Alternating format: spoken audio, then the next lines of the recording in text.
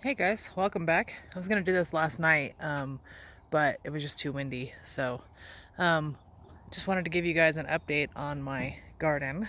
It's been, oh, I don't know, 10 or so days, 11 days. Um, Buttercup has officially made it to the top.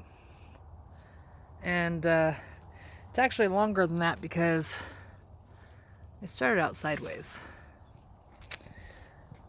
But as you can see, I'm 5'8", and that right about here is 5'8". So that's about a foot over. And then Hubbard has gone over and grabbed. So it's gonna be a big plant. A very big plant. And then I have to tie that up. I thought I did tie that up last night. I guess not. So here's the squash bed. I have baby Hubbards right there. Hopefully some of this gets pollinated because I do not see very many pollinators this year, and I'm gonna have to work real hard on talking my husband into letting me get bees by next year. So here's the tomato plants. This one's about 3.5 feet tall, and I have lots of babies. I have flowers. Luckily it's not so hot that they're falling off. Sweet peppers are doing okay. I had to come out with some diatomaceous earth and put it on the straw as well as underneath the leaves because I was having an aphid problem. And there's one there right next to the diatomaceous earth.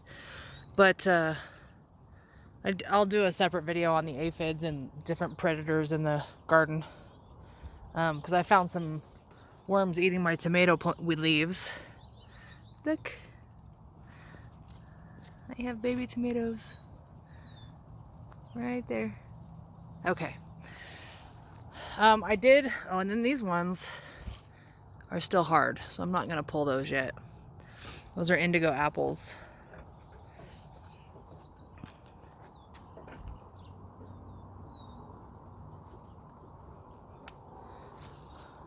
My nasturtiums up here are doing pretty good.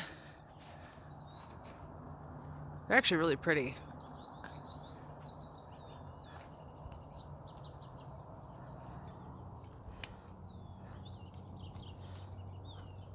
And then these are watermelons, and there's 4 branches going right now. 1, 2, 3, and 4. To show you how bushy the squash bed's doing. I think next year I have some changes to make as far as squashes that vine just need to go pretty close to the trellis. More nasturtium. And then this is pickles. So these are going to start getting trained. Oh, that one's about ready to go back. There we go. Back in the wire it's gonna go.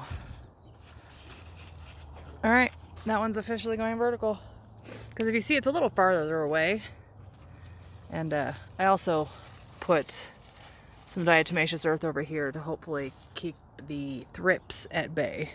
And I took off some of the really ugly leaves. Okay, so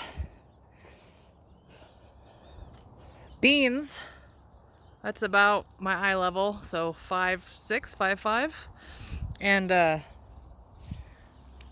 they really just like to spin. It's really cute and neat. I mean, it's just, I'm really fascinated by it. And you can see there's one there and one there. I think next year I'll do maybe 2 per wire, and then I started training that one on a pole. I have one training on there.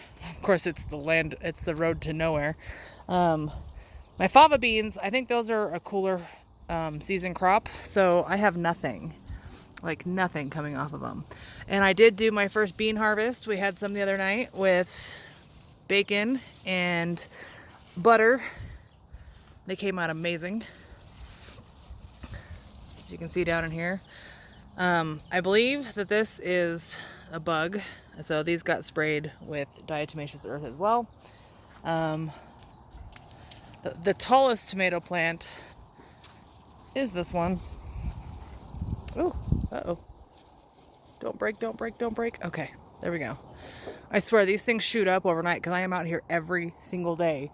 I think I've only missed like 2 days since it started growing, and like if I don't look, I have 500 suckers and whatever else going on, like, you know, squished plants. Like I just found this one all smashed up behind yesterday, and I'm hoping it makes it happy.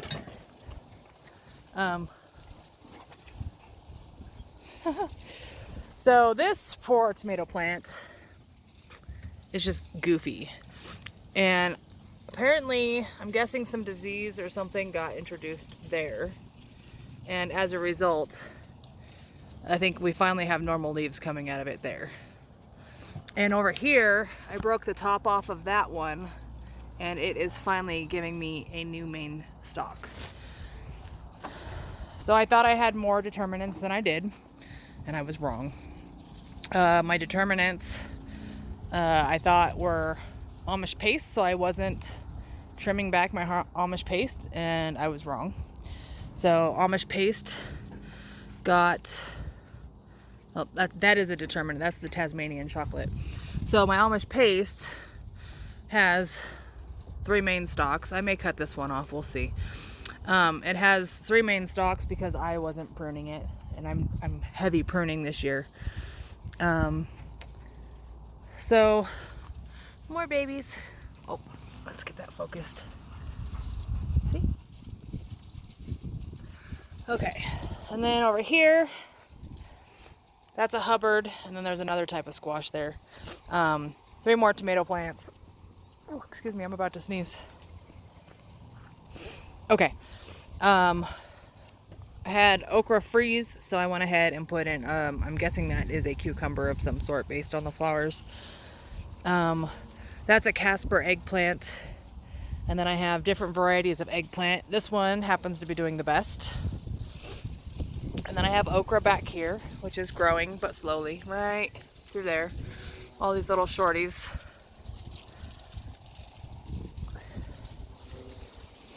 More eggplant. That is a pepper plant. I think it's an ancho or a poblano. I did take the one tomato off of here because the stalk was getting top heavy, and I thought that that was weird. Plus it was already blushing, so I decided it was time. So hopefully this gets a little more girth on the bottom, as opposed to, look how top heavy this thing is. So my Romas, which I am letting suckers go because those are a determinant. I quadruple checked. My carrots are coming up. This yellow pear is doing really well. So both of those are Romas. And then my yellow pear, some more beans. A squash plant, I have to look it up. And Cherokee purple. And I believe a Mr. Stripey. Oh, that one's either a Mr. Stripey or a Black Prince. I didn't label one of them, and so that's a mystery between one of the two. And then my tomatillo plant is taking off, as well as these tomatillo plants. I also changed my watering schedule. I was watering twice a day for 15 minutes at a time. And now I have since switched my watering schedule to every other day for 45 minutes. So as it gets hotter, I'll increase that. But right now, that's what I'm doing. And so far, tomatoes are already happier.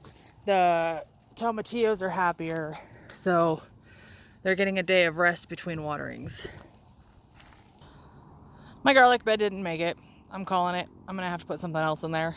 And then my asparagus bed, asparagus roots came out pretty happy. You got one lone edible one. I think the rest of these are all flowering, which is cool. I'll take seeds. So this is my bolted radishes and my flowering onions. So the flowering onions are the little pom-poms. The beautiful purple flowers are my radishes that bolted. That one is almost 6 feet tall. And then that little pom-pom back there is a rogue celery that decided to grow. So I do need to come out here and water, I think, because these are looking a little stringy. But this has definitely brought in some pollinators. And then my herb garden, I just trimmed back some basil yesterday because it was trying to bolt. So figured I'd make it bushier if I was going to fight with it. My lavender, I think one of those may end up in the other garden. We'll see. So I upgraded a lot of these into bigger pots. For example, all of these went into cups. And if you know somebody who gets these trays, these are collapsible, they stack flat, they are amazing. And I can get 30 cups in here. The only reason I can't get 30 cups in here now is because I have an oversized one. And for those of you who've been following along, this is the one that froze, Mr. Stripey that froze, and it created a new stalk, and it is quite happy. So it's going to end up as a late bloomer. I may keep it in the greenhouse, I don't know. But a couple of these were in the 6-cell packs. And then I got some more flowers for pollination purposes. But yeah, so a lot of this stuff, some of these were seedlings that just bloomed in the greenhouse 2 months after I planted them. I just wanted to show you how happy plants are. This is one of our 2 compost piles. These are probably spaghetti squash right there, because that's probably the last squash we threw in here that I seeded. And I threw chicken poop on top of all this, and it is not burning it. So, I mean, that's pretty cool. And then our other compost pile, it has a few volunteers too, right here. And again, probably spaghetti squash. You can see one there, one back there, a pile of them here. I may or may not let them go. We'll see. I may pull them up and put them somewhere else so we can mix the compost around. So now we're in the shady garden. It's noted being shady because of that. Right now the sun is still behind me. But this bed, I came out and I hit it with some fertilizer because I know the soil's not as good as I would like. So I have a lot of changes to make next year. But this is mostly squash plants. There is some dinosaur kale in the video of garden pests that I'm gonna do. You can see, I'll show you what was eating my leaves. I did put more flowers over here to help pollination. This is a calabacida. I have a lot of yellow crookneck, and I have a lot of green zucchini, and then I also have zephyr. So this is yellow crookneck. I stole a flower off of another plant and hopefully pollinated it. It's still a male flower. And if you want to know the difference between a male flower and a female flower, this is a male flower, no fruit behind it. And a female flower, let's see, do I have one over here? That is a female flower. So see how the flower hasn't opened up yet? So I could, if it was the same type of squash, take the male flower off that other plant, and when this flower opens, give it a quick little poke, or use a paintbrush or a finger or a Q-tip or whatever. And then this is what it looks like when they don't pollinate. So you can see this one here. And which is sad because this is mostly male flowers. I might oh, there's a female flower down there. Hopefully it got pollinated. Okay, so finishing this. So this is a zephyr squash. These are female. And I don't think that one got pollinated. That one has mostly female flowers, so I might have to come out here and help pollinate. This is mostly squash. I had one very sad one there that I took out, and I put in one of the ones that were in the pots as backups, and it worked. The tall ones are sunflowers. And then this little bush back here is artichoke. This is my corn from seed. I will not be buying packs of corn ever again, because they have not grown much bigger than when they were in the pots.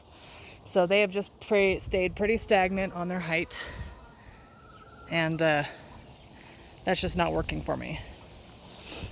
Those I planted, didn't think they made it, left them anyways, and I'm guessing they're either cauliflower or broccoli.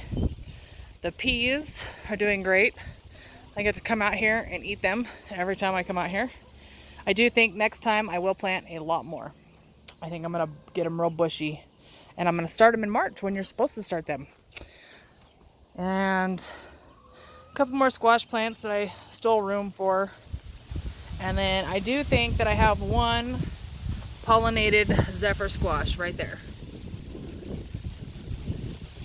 It's about, I don't know, 2.5, 3 inches long, almost.